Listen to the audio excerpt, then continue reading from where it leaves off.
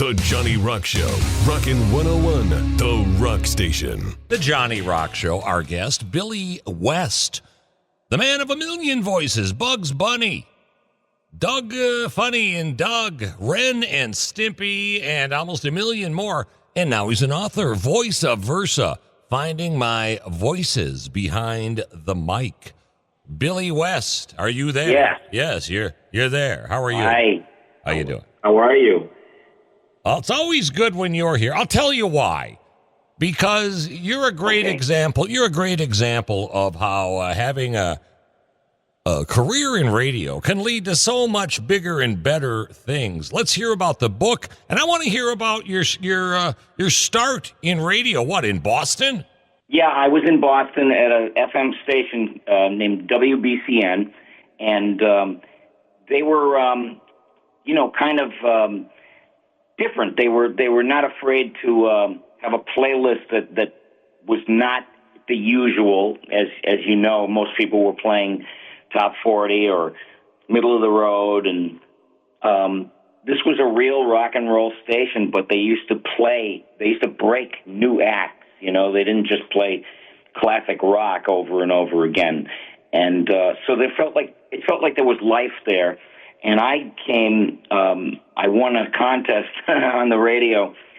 It was the premise for the contest was anybody that could sound like Mel Blanc and do the characters. And I called up, and I won the contest, and I won dinner, and they invited me to come up to the station, which was in the Prudential Building at the very top floor at the time. And I enjoyed the environment. I loved the fact that they just rolled tape, and they said, whatever you want to do, just go nuts. And that was my entree, and then it led to a job. I used to do production in the morning for the morning show, Charles Laquidera's show, and then I there were no voice people around, so I wrote my own material, comedy material, and I voiced it.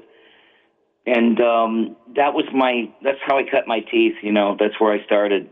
And then I moved to New York and worked with Howard Stern. What's Billy talking about, Robin? That's the... yes.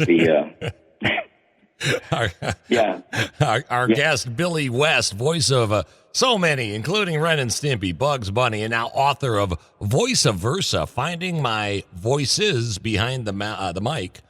I'm behind the mask. Billy, you're talking about WBCN. I went to Moscow with Oedipus on a big trip for the Rolling Stones promotion. Remember Oedipus, your program director? Yeah, yes. In fact, enough about you. Let's talk more about me. I spent New Year's Eve in the WBCN studios. It had to be like 1984 into 5. It was the night that Ricky Nelson died in a plane crash. You're probably too young, but yeah.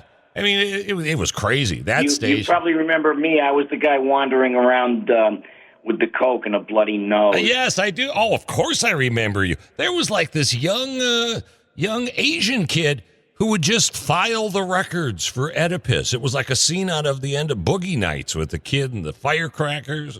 It was crazy. So now back to the book. So you get a gig with Howard, and that really opens up a lot of doors, and you wind up doing voice work, huh? Well, I wound up auditioning for everything when I got to New York. I would go up for everything, and there was, sometimes you'd show up in an audition, and there'd be 100 guys there, and it would be just for a radio spot, not even a big-time, network TV spot. But it was all the same to me. It was, I was a journeyman, and that's what I wanted to do, and I was kind of cocky. I wanted to be Flavor of the Month 12 times a year. Enough about you, now back to me.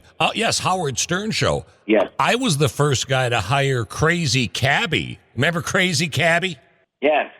I always thought of him as a liability. You sure you did the right thing? No, I'm not. In fact, He was in Minneapolis. He got fired, and my boss was like, "You'll never work in this business again." And then he was on Howard Stern like 2 weeks later because he knew another guy I hired, Kane.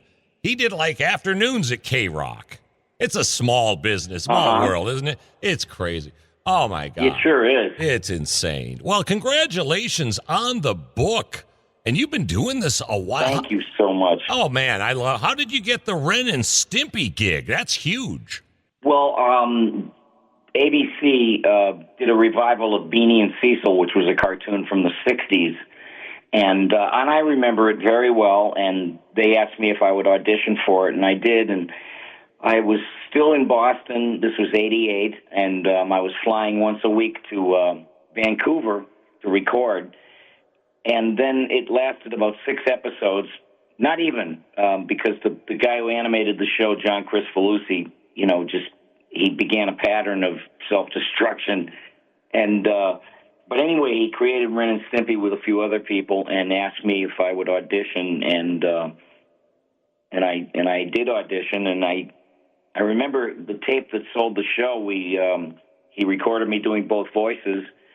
And he came out of the meeting with the women at Nickelodeon and said, "Congratulations, what you did just helped sell the show." And then he decided he was going to do the other voice. And I didn't give a dismal damn who did what, because I had a job doing a voice for a cartoon. And then he got himself fired. He was just very difficult. And so I went and did both voices, and that's how that got started.